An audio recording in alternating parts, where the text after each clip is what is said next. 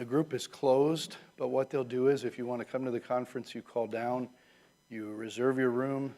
They have guaranteed me that once your name gets on the list, you let me know that you've done it.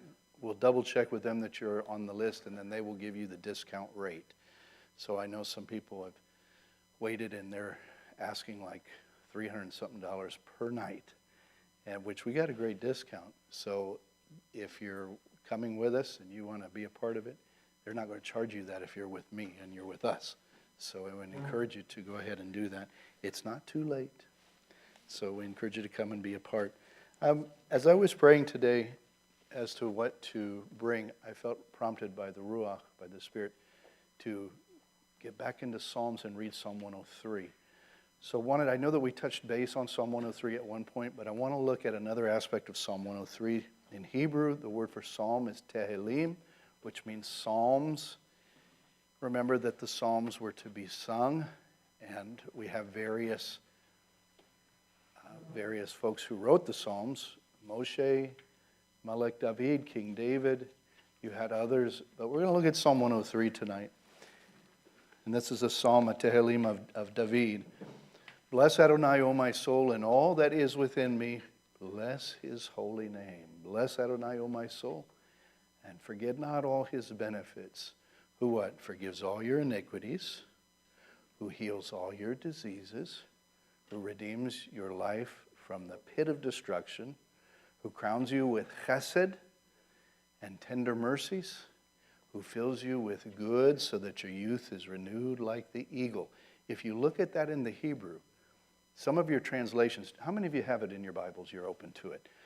Give me the translation where it says, he fills, verse 5. Now in the TLB, the tree of life, it says, he satisfies your years with good things so that your youth is renewed like the eagle. Does anybody have another translation? It says, ours says, he fills my life with good things. Fills your life. Anyone else? Yes.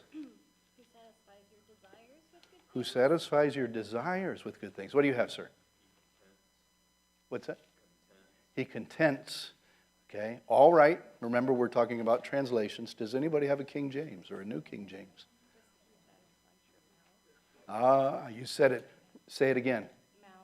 He fills your mouth with good things. Now, that is one translation, and that certainly can relate to that. But the Hebrew concept is more than that. We would think of it like a baby eagle, and the big eagle comes, drops food in its mouth. But the word in there is not mouth. So when it says he fills, it actually is, here's the way, you have to look at the whole thing in its context. He fills you with good things. So when we talk, everybody say good things. So you're talking about, in the Hebrew, the word for good is tov. Everyone say tov.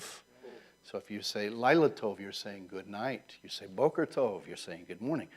Well, when you talk about good things, I find it fascinating that the Hebrew is not talking about the mouth, but it literally has to do with ornaments. How many of you have on a ring tonight, a watch tonight, a piece of jewelry tonight? What does that do? What does that do for? Don't lose it. Now, sometimes as men, sometimes if we're working outside, we won't wear our wedding band or something like that. But why do we wear jewelry? To look nice? Does it do anything for you? It has a meaning to somebody that may be related to that. There's something about somebody who has something that, if you have jewelry, I'm not talking about our Western, but I'm talking about the Middle Eastern concept. It relates back to the bride. And a bride, if you recall, she wears jewelry. Remember that there's a tradition that the father would give a bride price for the bride before she got married. And that would be 10 coins. Remember the story about the woman who lost the coin? Yeah. And she went to search through her house. And she rejoiced. She said, rejoice with me, for I found the coin. Could that be that it was a bride who had misplaced one of her coins or lost it? That's why she was freaking out. This is part of the headband that the bride would wear in the Jewish wedding. So there's more to it than that. It sets the bride apart. She's refined. It's something that is extra good. So think about when you get all dressed up, guys, and how many of you gentlemen have a nice watch that you wear when you're dressed up? Does anybody have? Okay, you don't have to wear it, but there's something to be said about wearing that nice watch. It's just the piece de resistance. It's that final piece that makes it go. It just pops, as they used to say. And when we talk about our life being filled with good things, it's not just about jewelry, but it's about all those good things that he gives us to just kind of, it's the icing on the cake. And what that does is there's a concept behind it to say it's to make you look nice, but it also says something about the giver who gave it to you. So the God that we serve, I always say the God that we serve, he's not El Cheapo. He's El Shaddai. He's the God who's more than enough. And so I know that people have abused that prosperity message, but there's something to be said about Adonai who gives us above, even when we don't deserve it. He'll just give you the refined things. And you can, what is that? That's a testimony as to who Adonai is in your life. Are y'all getting that tonight? Questions or comments on that? Yes. I have a comment. Years ago, when I was a young woman. Hang on, we have a microphone, and this is just for the people who are, because they always yell at me. They say, we can't hear you, Rabbi. We can't hear the questions. So, thank you. Is it on? Okay. There it is. Hello? It's We're on. there. Years ago, when I was young, before we had children, I was in the kitchen. I was doing dishes, and I was worshiping the Lord. And do you know the song, Here's My Cup, Lord, Yes. I fill it up, Lord. Okay, I was singing that. And in my mind's eye, I held up my cup, and it was a little cup. And I thought, I don't want a little cup of you, Lord. Right. I want a great big blessing. And instantly, I was holding in my mind's eye, the Disney World ride, the Mad Hatter cups, something like that on a saucer. And my attitude was like the child who had 2 cookies already and wanted another one. And the Lord, I said, is that okay, God? Is that okay if I ask for that? And the Lord started to laugh. And he started to fill the cup with something that flowed like smoke but was slippery and flowed down over into the cup and over the cup and into the saucer and over me. And I was slipping and sliding, and I was laughing, and the Lord was laughing. And this is what he said, it is my great delight to give good gifts to those that love me. Wow. Beautiful. Thank you for sharing that. It's beautiful. And yet, why do you think we struggle with that as a people? Because people do struggle with that. Why do you think we struggle? What do you think, Buffalo? Why do we struggle? We struggle because we don't think we're worthy, and that if we have something, we take it away from other people, and that's what I believe. Yeah, I think you're right. We struggle a lot of that. We don't want to receive it, but we're not worthy of it. You'd be surprised as to how many times that as a community, I've seen where people want to bless somebody, and there's other people that they want to bless, and they'll say, oh no, I can't receive that. And it's like, why not? Well, maybe somebody else can use that. But it's for you. When we say no to somebody who's trying to give us a blessing, hear me when I say this, guys. When we say no to somebody who's trying to bless you, you insult.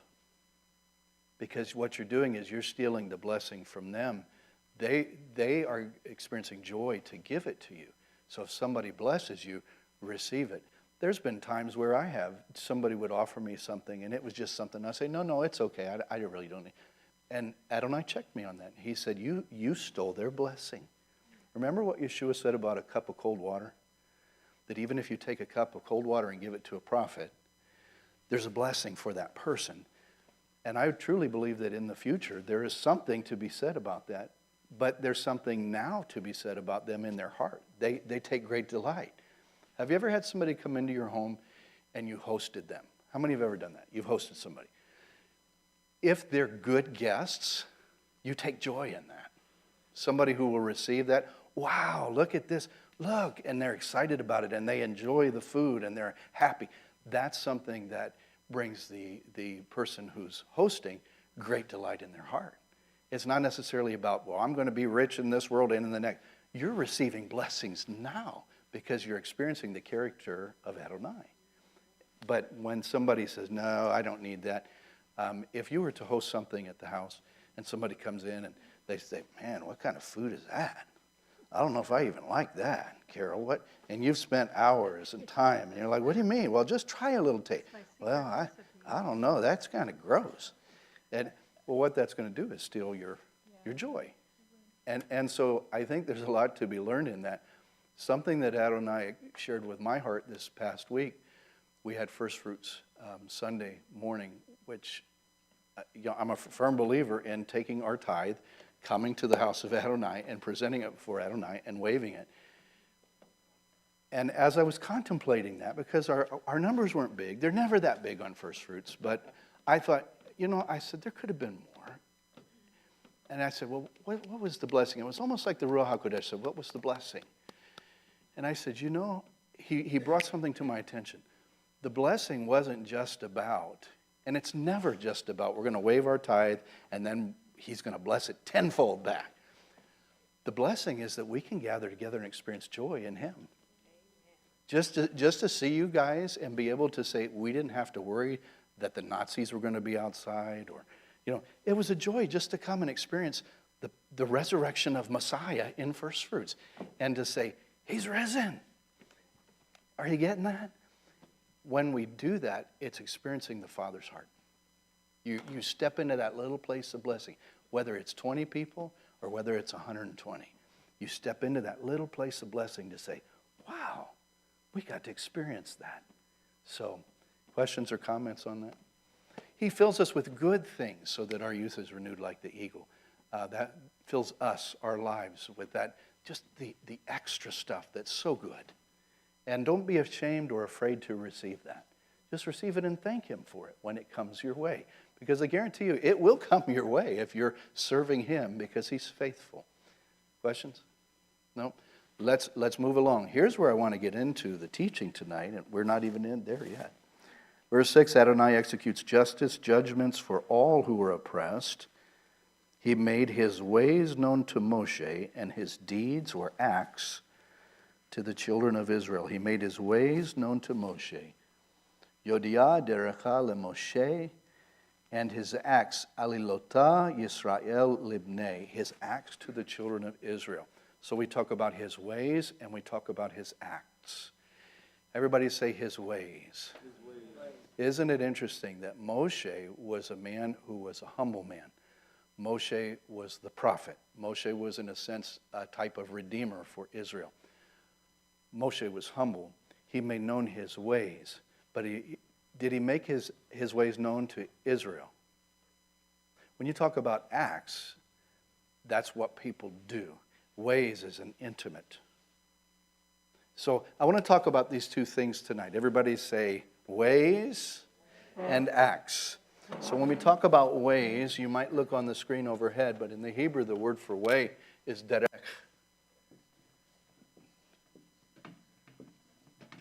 Derech. And that means a way. Derech has to do with we talk about his ways, has to do with a path. Everybody say path. The way, the path. The Bible has a lot to say about the way or the path of Adonai's people. He shows his people who love him his ways. And in Hebrew, the way is derech. Look at 1 Samuel. We're going to read just a little bit about the ways and the acts tonight.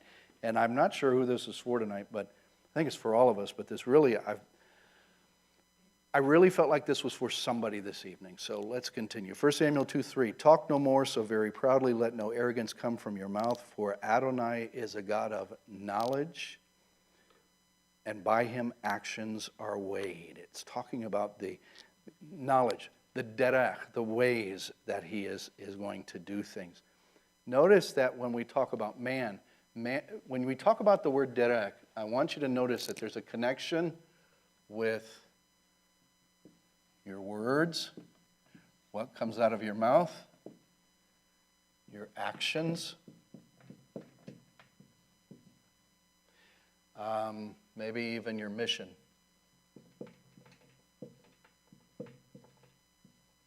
How many want to know the way of Adonai? The Bible has a lot to say about the way of Adonai. It's interesting that when we talk about the way, we read in 1 Samuel, this is speaking, if you read 1 Samuel 2, read it in its context there, it's talking about the way of redemption for Adonai's people, and it's very prophetic, it's foreshadowing. 2 Samuel, actually I want to take you to 2 Samuel. Go with me to 2 Samuel. I want you to look at 22, and whoever has it can read it. 2 Samuel 22, look at verse 31 through 33. Who would like to read that tonight? 2 Samuel. Go ahead, Ben. You got it? This God, his way is perfect. The word of Adonai proves true. He is a shield for all those who take refuge in him. For who is God but the Lord? And who is a rock except our God? This God is my strong refuge and has made my way blameless. Notice the word way there. The derech is blameless. He's going to do something for his people. He's going to be a shield. He's going to surround his people. But notice that it starts with God, and his way is perfect. In Hebrew, tamim, the perfectness, the perfection. So this is prophetic of what he's going to do for his people. How are people's ways? How was your way before you got saved? Not so great. How was your way, Bones, before you came to know Adonai? Lousy. Lousy. Well, there you go. So our ways, remember that there's a way that seems right unto man, but the end is death thereof. In our own nature, we're wanting the best out of life. We're wanting to go through the best experiences and hit the mark. But every time, as smart as some people are, if they don't know the Messiah, it may look good, but the end is always going to result in death. There's no life in the ways of man. There's life in the ways of Adonai. It's interesting because some people really want to do the right thing, even if they're not saved. Even in our culture today, there are still, when I say good, I'm saying it loosely, but there are moral people who don't know the Messiah, but in their nature, they've been raised to be moral people. Does that make sense? So our culture is a Judeo-Christian culture. We're not out doing things, well, I guess some people are. But our culture has been, in a sense, we've been kind of on this path, even from the birth of the nation. But yet, in all their wisdom, the ways of men will always end in death. There will never be good fruit from it. It may look good. It may look good to humanism and to the human side of things, but it'll always end in death. You remember what I'm reminded of what the angel said to the lady at the tomb, Miriam. And he said, why do you seek the living among the dead? Why do you seek the living among the dead? We know that pertains to her looking for Yeshua. But I think that that's a question to think about even tonight. Why is it that humankind, we look for life in dead things? Why are we looking for life in the things that produce no life? Why are we running to things that have no life in them? Even as believers, we do that. We spend our time watching these shows that there's no life in that. We spend our time listening to things, there's no life in that. You have to ask yourself, I'm not against entertainment, but if we're spending too much time and we're seeking, I'm going to go to this, I'm going to go to that, I'm going to seek, if there's no life in it, we're like in a graveyard, walking around tombstones. Can you help me? Can you help me? Maybe this one will help me. Maybe this one will help me. Why do we seek the living among the dead? Turn to your neighbor and say, choose life. Interesting. He tells us in the Word. He says, I set before you a path. I've set before you life or death.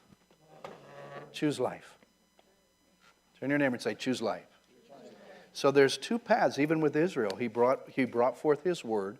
The Torah was given for what? What was the purpose of Torah? To show the way. Instruction. If you want to know what the God of Israel looks like, then you've got to look at his word. And that was what the Torah was all about.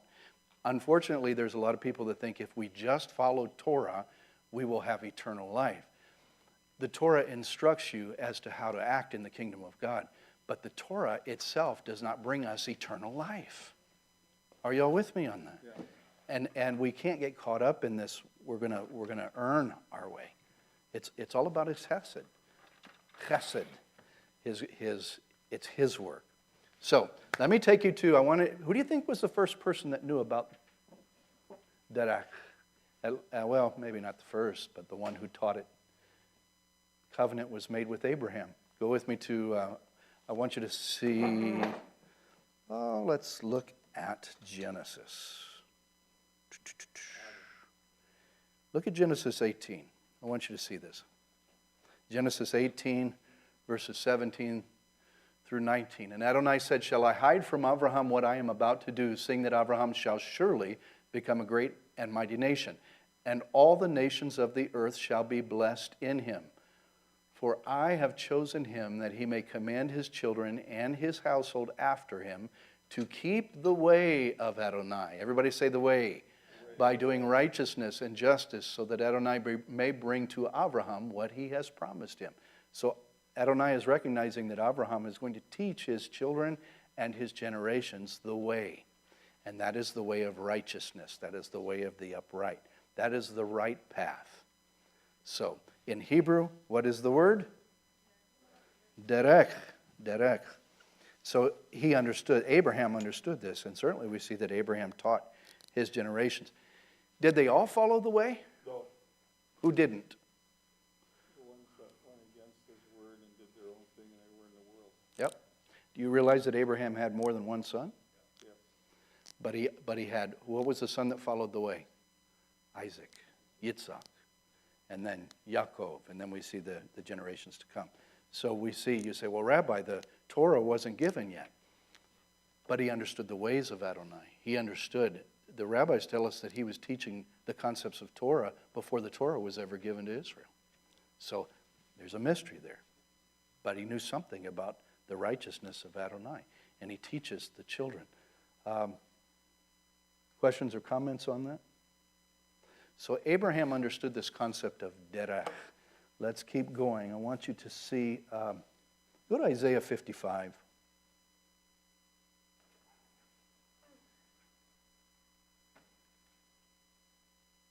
Isaiah, Yeshayahu 55. With these concepts in mind, I want you to look at this. Let the wicked forsake his way. Everybody say way. And the unrighteous man his thoughts. Let him return to Adonai, to Teshuvah, that he may have compassion on him, and to our God, for he will abundantly pardon. For my thoughts are not your thoughts, neither are my ways your ways, declares Adonai. For as the heavens are higher than the earth, so are my ways higher than your ways, and my thoughts than your thoughts. For as the rain and the snow come down from heaven, and do not return there, but water the earth, making it bring forth and sprout, giving seed to the sower and bread to the eater, so shall my word that goes out of my mouth, and it shall not return to me empty. These are the words of Adonai, but it shall accomplish that which I purpose. Everybody say purpose. And shall succeed in the thing for which I sent it. For it goes on to say, you shall go out in joy and be led forth in Shalom, the mountains and the hills. Before you shall break forth into singing, and the trees of the field shall clap their hands. There's a concept when we read Yeshayahu 55, it talks about the way of man versus the way of Adonai. And remember that the Hebrew concept of derech is not just about rules, it's not just about laws, but it's about precepts, concepts, his plan. Everybody say plan. And notice it's connected to your word, it's connected to the word. So the plans, our plans are where? Where's your plans? Where do your plans start? They come from Adonai. Yeah, but where do they start? Here? Yeah. Here? Your plans start in your heart. If your plans don't line up with Adonai, you get your thoughts and your plans to line up with his way and not your way, if your way is not in his way. Are you all with me on this? Notice words, mission, and actions, all seen with derech. So he's comparing his way and his word and his actions with man's. And what does he say? He says, your thoughts are not like my thoughts, and my ways are different than your ways. Psalm 14:1 says, the fool says in his heart, there is no God. They are corrupt, they do abominable deeds, and there is none who does good. The fool says in his heart, there is no God. And if you look at it in the Hebrew, we would say, well, that's an atheist. But actually, you can read it in such a way that it says, the fool says, I can just carry on in my own ways, and there's no repercussions even if there is a God. Interesting. Derek has to do with the way. Everybody say way. I swear that sounds like crickets. Derek, way. And what about man's heart and man's thoughts? What about what we say? Because your words are going to come out of your heart. What you have here is going to come out here. What you say, I guarantee you this, what is in your heart and what you say tells me what way you're lining up with. You can line up with his way, even as believers, or you can line up with your way. How many want his way? It's very simple to say, I want his way. You get into the Word, you read the Word, and then you be led by the Ruach HaKodesh, by the Spirit. A lot of times we are led, and this is good, we're led with the Word. That's number one. But you also, I personally believe that you should also have a real relationship with Adonai and be led by the Spirit, the Ruach, too. You have to listen for him to lead you in the way. I know many people, love me when I say this, they're very dogmatic about the Word, and I am too. But if you just have the Word and you don't have relationship, you have half. The living Word is Yeshua, the Messiah. What's that? You have no power. No power. Because you don't have any relationship. But if you don't have the Spirit, you have no power. That's a good point. No Spirit, no Ruach, no power. That's right. You know, interesting that the 7 sons of Sceva, who were they? Remember, 7 sons of Sceva? They were the ones who were trying to cast out devils. They couldn't. The devils chased them and beat them up. Why? They knew the Word, but they didn't have power. Did they know the living Word? People can know this Word, and they can know it from the beginning to the end. But if they don't have relationship with the living Word, who is Yeshua, nope. They might be good teachers, but can they hear from the Ruach? How many want to hear from the Ruach? I'm fascinated by there's one gentleman, and I see some hands here, but there's one gentleman who was sharing a story recently about we can get our own ideas as to even how to witness to people, and we can be taught how to witness. And if they don't line up with the way that school of thought, then you consider yourself a failure. And he was going to theology school, and he had his tracks, and he had a certain method that he was going to tell people, this, and this, and then you get them to say the prayer, and they're saved. Okay, well, we've all understood that, and we've all probably been taught that. But he was going through school, and they were actually going to grade him. If he could lead 25 people in the prayer, or at least witness to 25 people, he would get a C. A C. If he could go a little higher, and his grade depended on how many times he got to witness and hand out tracts. So he's all nervous. He says, Lord, you got to help me here. He says, I really couldn't find anybody to witness to. He said, finally, he was in a parking lot deck, and he said, I got this guy. He ain't going anywhere. The car's going to block him in. So as he pulls up to pay the fine, he hands the guy the tract, the little booklet, and he says, if I ask you tonight where you're going, if you would die. And the guy said, stop. And he said, he looked at him and he ripped the book up. Ripped it in two. He threw it back at him. And he said, you don't care about me. He said, you don't even know me. He said, you don't take the time to care about me or know me. He said, get out of here. The guy took off. He said, I felt so bad. He said, I hurt in my heart. He said, I felt so bad. I was embarrassed. I'm just trying to do the right thing here, so what do I do? So he said, I'm going to talk to the Lord about this. So he's driving along. He stops at the light, and he said, Lord, what are you trying to teach me here? How can I learn from this? He said, I'm embarrassed. How can I learn from this? I'm just following the way that I've been taught. And he said, his door opens up. There's a knock. He said, his door's unlocked. His door opens up, and he said, a homeless guy jumped in the front seat of his car. He said, I want you to take me 2 miles down the road. Guy felt a little challenged. He said, okay. So he's driving along. And the homeless guy looks at him and he says, you look depressed. What's wrong? The homeless guy asked him, you look depressed. What's wrong? And he said, well, if you really want to know. And he said, and he told him the story. And he said, oh, man. He said, wow. He said, well, if you weren't following that way that you were taught, he said, to witness, he said, what would you have said to the guy? And he's driving along, this homeless guy, listening to his story. And he began to explain to him the good news of Messiah and his own way of how he would share the good news of Yeshua. And he said, the guy looked at him and he said, that's the most beautiful thing I have ever heard. And he came to the light. He said, I'll be seeing you. Got out of the car and left. And he said, I learned from that. He said, we can be so dogmatic. In other words, and I'm not putting down the word, please hear me when I say that, but we can get into such a way to say this and this and this and this, but you be ready to listen to the Ruach to say, what's he telling you?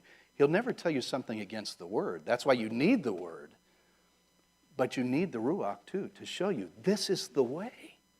We know this is the way. So maybe he can get you to be creative in some ways, in the way that we live, in the way that we witness. I can tell you this, and I see your hand. I can tell you this. As a Messianic congregation, we're very different than a lot. How many are glad that we're different? I've had people come in, and they say, you guys are so different, but it's refreshing. It's refreshing, because I try to listen to see, what will the Ruach tell me? What's he telling me? I don't ever want to get into a stale pattern of bada bing, bada bing, bada bing, bada boom. I always ask him, help me, show me. For the Passover that we had, I had people say that was the best Passover, the Pesach that we've had. And you know what I do is I go and I sit and I pray and I ask him, show me. I was in here walking, show me something. How can I make this fresh? What do you want to say to us? Immediately I saw a pen and I saw us writing our names on the cup. And he said that cup is not just about Israel in the past, it's about each one of them now. Have them write their names on their cup and make it personal this year. And I went, yes, sir. I said, that's a great idea. Well, of course it's a great idea. It's his great idea. But these are little things. If we begin to do that, then he'll show us. Life shouldn't be stale, guys. You know, it should be full of life and zest and joy. And if it is stale, then we're missing it somewhere. I don't ever want to be a stale community. Well, we're going through the same readings we did 20 years ago. Listen, there's something to be said about doing things a little different, but you can still do it the way that you did it. When we sing the Shema, I remember years ago, I heard Sue Samuel play the guitar, and she sang the Shema. And I thought, how unique, how beautiful and unique. And so I looked at Mike, I said, can you play the guitar when we sing the Shema? And he's done it for years. He'll come up and he'll begin to play that guitar. There's something fresh and unique about that. You don't lose the old, but you listen to what the Spirit is saying. You're on the path of life. Let him make it joyful, you know? So questions. I saw Buffalo had his hand up and anybody else. And I've got somebody's Bible. Whose Bible? Yours? Some years ago I was sleeping and I was dreaming, and I seen myself walking in the wilderness, and I came up to a lake, and I was walking along the shore of the lake, and I seen some people behind me a little bit, and I just kept walking around the lake. And as I started walking around this big lake, I noticed that there's more people coming. And I just kept watching all these people, but I kept walking around the lake. And then as I got around the lake, I came to this huge old wooden church. And I started walking up these steps to this old wooden church. And then I started walking down the aisle of the church, and the pews started filling up. And then all of a sudden I walked up to the pulpit, and I got to the pulpit, and I looked, and there was hundreds of people in that church. And I said, what am I doing here? And I looked at myself, and I said, I'm supposed to be passing something on here or something, praying or something. So I just closed my eyes and I said, God, show me what to say. And I started to talk from like the Ruach, and I started to talk from my heart, and I started to give this talk, and the people were just being blessed, and everything was so beautiful. Then all of a sudden, I woke up and I thought about that dream, and then I had the same dream again, except this time I started to say, well, how should I organize this? What's the format? What's the organization? And I got all flustered, and that just destroyed the whole dream. And that really happened. Well, so he's telling you something. He's showing you something. When you have two dreams, that's a witness from Adonai. Allow him to lead you in that walk. Let's go. Anybody else? I don't want to shut this down early ahead of time. Yes, sir. I see a couple. Yes, sir. Would a church that you call it stale, would that become a lukewarm church? Well, I don't know about, I'd say synagogue. For however you communities, wanna call it, churches, church or synagogues, it all depends. I would say lukewarm, if you're referring to in the book of Revelation. Yeah, would it become lukewarm? Possi- Almost like becoming a possi- religious duty to go. Yeah, I think instead of that could coming be to it. I think that could be it. It's your religious duty, but you've lost the joy of it. You've lost the zeal of it. It's become stale. And I think, to be honest with you, I think in America, as you see some of these major denominations, forgive me guys, but Lutherans, Methodists, and others, they're losing their younger families because it's just that. And they have, you might go into, I know churches that are very large churches that have maybe 20 people in them, and you ask yourself, well, how do they have the money to function? They have a bank account. When the people die, they leave them the money to keep the thing going. And you may have 15 people in a church that seats 400, but yet they have enough money to keep the bills on. Well, by golly, this is how we've always done it. But have you lost your zeal, and have you made it relevant to the generation that's of today? Do you love him? You know, sometimes we can even put programs before our love for Messiah. We can do that. And I think that leads to that staleness where we can just lose it. And it's like, where's the zeal? You know, lukewarm, as you said. It's a good analogy. Leslie? Yeah, I was just going to say how important it is to have both the Ruah and the Word, and you'll have the Word you memorize, and it'll be brought to you at certain times when you need it. They'll draw that out. The Ruah will draw it out of you when you need that certain word. So you try to keep the Word in your heart so that it can be used to teach you and guide you. Right. You have to have a healthy balance too. You have to have the Word, but you also, you have the balance of the Word and the Ruah. I'm thinking of a gentleman that I know that is a younger man, and he doesn't understand the concept of hearing the Ruah. He understands the concept of the Word. He's a new believer, and so he's very zealous for the Word and very zealous for Torah. But he doesn't understand it. He'll ask me questions. Well, what do you mean by hearing the Ruah? What does that even look like? And so a lot of times for me, I don't hear a voice out loud, but I get an impression. I get a picture in my mind. If it's something that does not line up with the Word, then I know, that's not of him. And then you have common sense too. And sometimes he'll do things that go, I don't understand that, but if he's saying it, then we need to do it. But it's not going to contradict the Word, so to speak. Yes, Natalie. Yes, like you said, when he said, "My ways are not your ways," and that make me remember when Yeshua said, "We're not of this world." We just because when we belong to Him, then with the Word we find His ways, and the Ruach revealed to us, and we are not of this world anymore. And that's when we can know His ways, because His ways are not the ways of the world. Right. In fact, he said in John, I am the way, derech, the truth and the life. And he said, no man comes to the Father except through me. But he goes on to talk about the branches, the vines, abiding in him, and what? Producing fruit. If we're going to produce fruit, then we need to stay connected to him, and that's where you hear.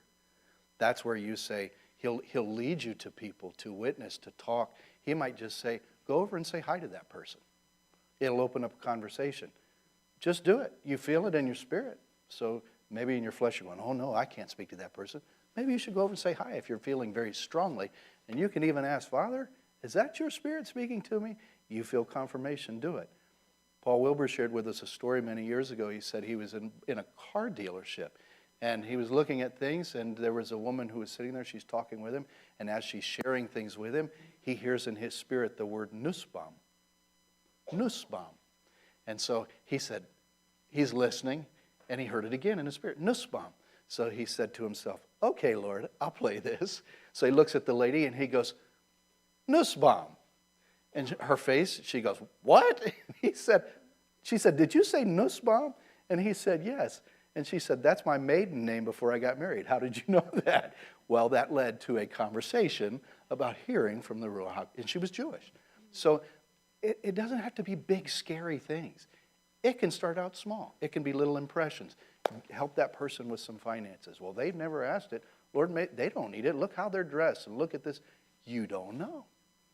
You don't know. You may go up to them and hand them $20. Just slip it in your hand, hand it to them.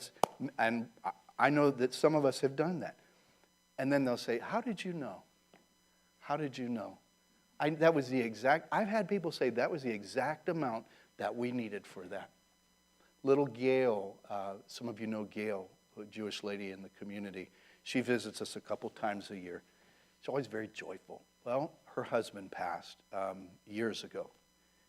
And she came to a service, and I felt in my spirit. I said, Gail, I said, your husband, we got to talking about headstones for some reason. And she said, Rabbi, I can't afford one. And I said, you can't afford a headstone for your husband? She said, no. She said, I can't afford one. She didn't ask for anything. That night, I said, guys, I felt in my spirit we need to receive an offering to receive for her headstone for her husband who had just died. So a couple weeks, I said, let's receive an offering. I felt that impression. So I'm listening. I'm obedient. I could have said, nah, I'm not going to, she can find her own way. But something in me said, ask the community. And do you realize when she received that, she came back and she said, Rabbi, it was almost to the penny what the community gave and what that stone cost. And he got his headstone. You need to listen. Follow and listen to those impressions that you get. And you can weigh that. Take some time to weigh it. I always tell people, you don't have to rush right in, Pray about it. Take some time to pray about it. But if you see your opportunity for the kingdom, take that opportunity because you might miss it. No condemnation, but you might miss your opportunity for the kingdom. Anybody else? So we're talking about the way, walking in the way. When we do that, we line up with his way. Now we can say, I don't think I'm going to do that today. Well, you're taking a way that maybe it's not a bad way, but it's not what he wants you to do. Questions, comments? No? Yes? I was just thinking about our discussion on joy. And I've thought about the verse that says, the joy of the Lord is our strength. Yes. And that is just truth in so many ways. Yes. And I think that's one of the things, you were talking about Shalom, one of the things that draw people here because joy. of the effervescence and the joy. Mm-hmm. And truly, when we dwell in that, when we give that to the Lord, his presence is here, and he inhabits the praises of his people, yes. And it changes everything.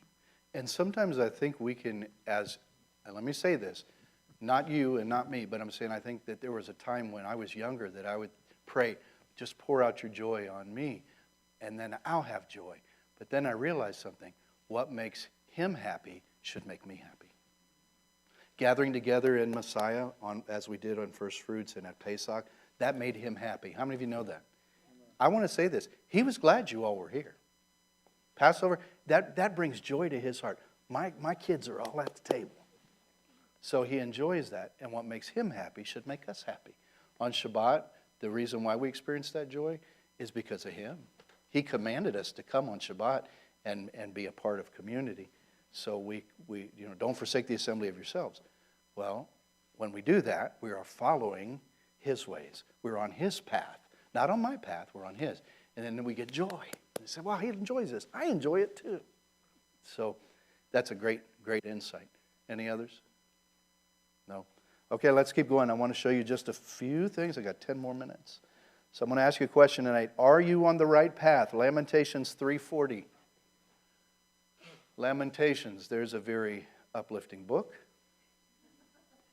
340, but it is a good book.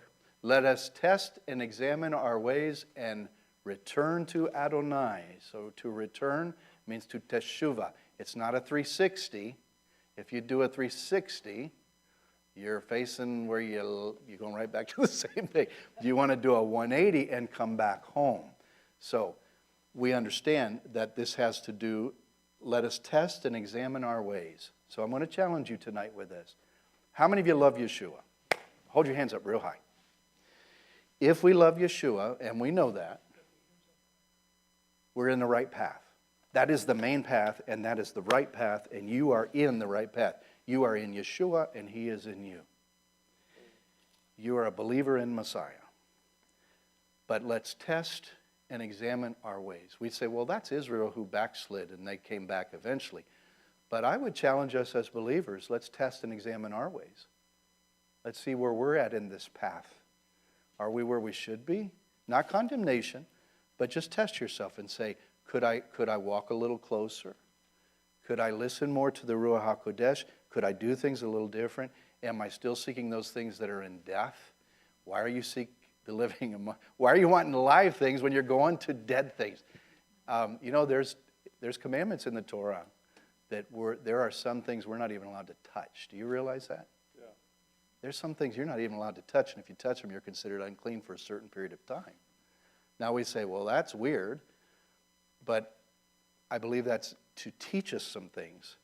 There are some things that if you come in contact with, it'll steal your joy. It'll steal your life. There's no life in it. So as believers, let me ask you this question, because I feel like this is a seasoned group. What is it as believers that we could maybe not, we're still in Messiah, but we're still kind of veering to the left. What do you think? As seasoned believers, I'm challenging you tonight, but as seasoned believers, what is it? What do you think? How could we miss it? Still saved, but how could we miss it? Not showing kindness. Is that loving your neighbor as yourself by not showing kindness? Or maybe I could say it this way, by being rude. And there's times where I know we've all missed it. Sometimes we're grumpy. Please don't talk to me before my coffee in the morning. I'm not a happy camper before my coffee. But it's just me, you know. And my wife understands. I've not been rude to her. I'll speak, but don't expect me to be happy. Not till the caffeine kicks in. Okay, what else? When we get distracted by things that happen that pull our attention away, like if you have a flood in your basement or, something like that. Well, those When things you have happen. things that happen that you have to deal with that pull you away from where you should be, or television, or too much news. Okay, too much of this world. Too much of this world. Yep. What else? Steve, what do you think? Reactions when we get cut off in traffic. Yes, that'll do it. Yeah, when we get cut off in anything, our reaction. That is the flesh, so we have to watch our flesh. And sometimes should we say that? Should we act that way? I don't encourage you to give your neighbor the one-finger salute. So, yeah, yes? Or when we get calls about extending our car warranty and the like. Oh, my. If we veer off into the flesh, and we have to watch that. And he's serious about that, because I've ridden with him, and they do call him, and he gets upset sometimes with it. And Cheryl will say, you shouldn't talk to them like that, Dr. Pete. But anybody else? Here, yes? When you're too deep into your self-pity and you feel sorry for yourself, Okay. and you can't even relate to anybody else because you're so wrapped up in self-pity, or else you're snooty, I think that's the right word, like you're so Okay. proud you think you're better than other people, then we're in the world and we're not close to our Messiah. Yeah. How about this one? You're all right, but how about this one? Just a simple answer, but how about not observing Shabbat? Are we still saved if we don't observe Shabbat? Yeah, you're still saved. You're missing a blessing. And in my mind, as a Messianic Jew, you're missing out on obeying a mitzvot. And remember, mitzvot had to do with the word for connection. So you're connected to zavah in Hebrew is a connection. Mitzvah, mitzvot. It's not there just laws to make you go, you're bad kids, you stay in line. No, it's to say you're connected to community. Shabbat is a mitzvah. That's a connection to community. It's a connection to Adonai. If you miss it, that can be your way. Well, I got to do this, and you're missing a blessing. You're missing a mitzvah. That's just a simple one, but that's one that we say we're doing our thing and not his thing. So just a simple example. All examples. Look at if we can. We're called to examine our ways and our hearts. Psalm 50:23. Would you all read that out loud to me? Psalm 50:23.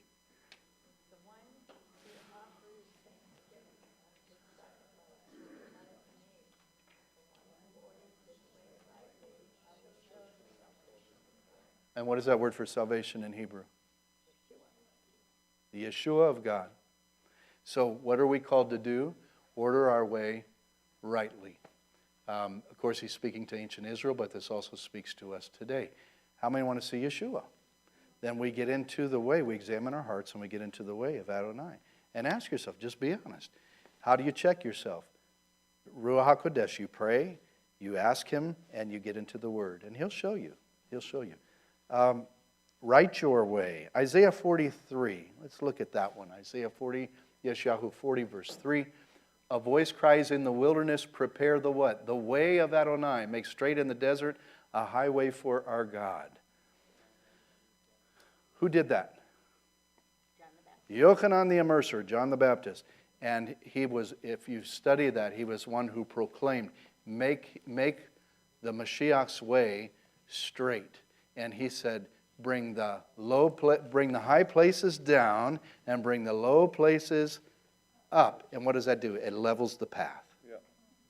Have you ever seen somebody, especially out in the country, when they're building something, they'll have one of these machines, and that machine will begin to cut a path, a swath. What does that do? It's leveling the ground to build the house. Messiah's coming, and Yochanan the Immerser, his whole job was to address the nation to say, bring down the haughty things and bring up the low things to make a level path. In us as believers, we fight the haughty things. Well, Rabbi, we know the Torah and we know and we keep Shabbat and we wear tzitzit and we do this and that, and we can get haughty in that.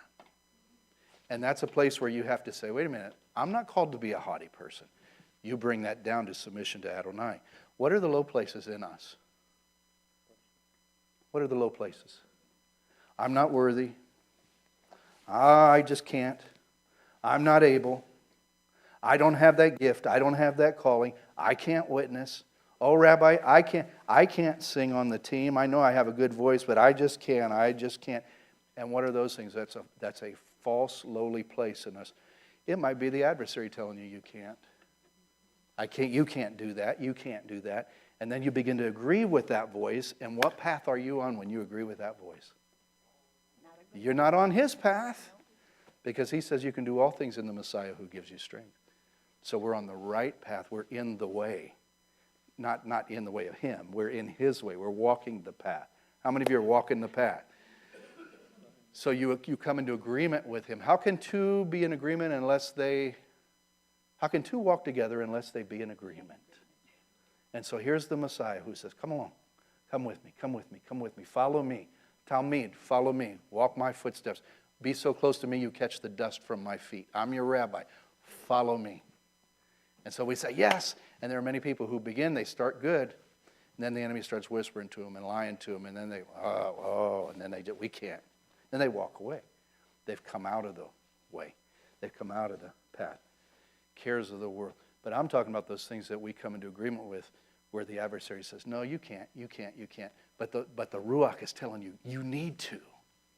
You need to. Well, I'll be embarrassed, or I'll look stupid, or I'll feel stupid. But if the Ruach is telling you, then you step out. You do it. If it's in accordance with his word, you do it. Am I making any sense to anybody? And then the level places come up, and by the way, it doesn't always have to be a false humility. We need to be a humble people, and then he raises up the humble. So high comes down, the low comes up, and it forms a path that the Messiah can walk on. And I want to show you this. And you will see the Yeshua of Adonai. Look at Acts. I want to take you to the book of Acts. Now, I know you know this, but for time's sake, I'm going to close with this. Acts 19, verse 9. But when some became stubborn and continued in unbelief, speaking evil of the way before the congregation, he withdrew from them and he took the disciples with him. Interesting that the early believers were called the way. They were called the way. I'll challenge you with this. I want to take you to another one here, and then 24:14, Acts 24:14.